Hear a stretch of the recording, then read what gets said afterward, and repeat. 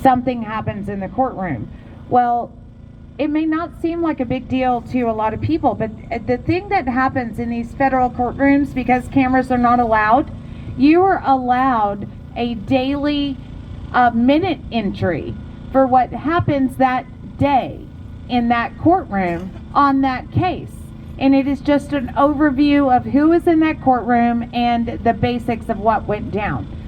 That is public record because that is a public hearing, whether a camera is in there or not. These clerks are supposed to record these things timely. 10 to 14 days is not timely.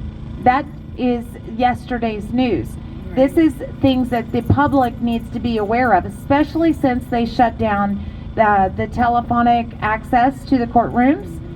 You have to be in the courtroom to hear what is going on. So these docket entries are important for people that are reading and trying to keep up on the Jan 6 cases or in cases in general. So DC is absolutely overwhelmed with cases. And in turn, we are not getting the correct information out. And in turn, we have somebody today that went to go for a status hearing that walked into a sentencing. That is very different. Shocking. Yes. He did not get the amount of time, but that is not the point. The point is that the amount of cases that are coming in of Jan 6, they are not able to keep up with it, and in turn, the wrong information gets out on the record. And we've seen this happen time and time again. So, keep bringing it to them is all I can keep saying. Because I'm going to say it till I can't stop. Because if you don't feel like, if you think that when you showed up on January 6th that you did something wrong, then by all means, please take a plea. But if you feel like that you showed up on January 6th to have a redress of your grievances because of an election that you found had no integrity, then do not take a plea. Take this government to task. Make them show you what they have. Because I can tell you from what I've seen, they try to keep all of that out. Because at the end of the day, there was no argument about any of these electoral votes. There was no argument made. They did not care about the murders that took place at the Capitol that day. They did not care. All they cared about is they got all yeses, let's get this done and let's get home, because we got real scared about people being mad about the way their country was going. And it wasn't people being mad because their person didn't win. And this is what they portray to us in these courtrooms all the time. All the time. You're mad because, and they make it sound like you're out on a playground. We're not out on a playground. These are our lives. These are our children's lives. These are our grandkids' lives.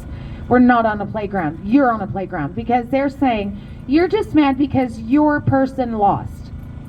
No, I've had lots of people I didn't vote for lose. I've had lots of people that I said, this is my person, that lost the election, and I took it. I'm not the only one. There were so many people that showed up that day because they know that something wasn't right. And they're taking that away from us and trying to change the narrative. And what we're doing out here is making sure that narrative stays on point and stays to where we need an investigation because we know something wasn't right. That's all we asked for that day. That's all we're asking for now.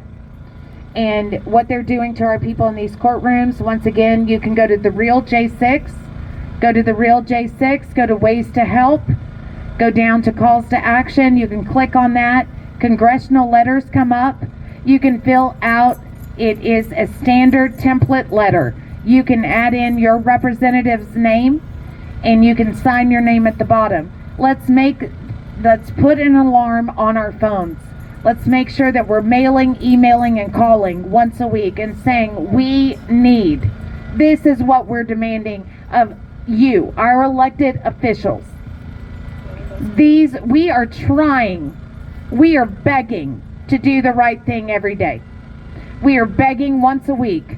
We are begging every other day. We are saying these are the right avenues that they keep telling us to take, and I am begging all of you to take them. Please take them. Take all of them. Take the advantages our country gives you, but when they're not giving it back, let's make sure that we are ready. Let's make sure that we are mentally ready, because what they've done to the J6ers is just the beginning. Let's make sure we are ready. Just know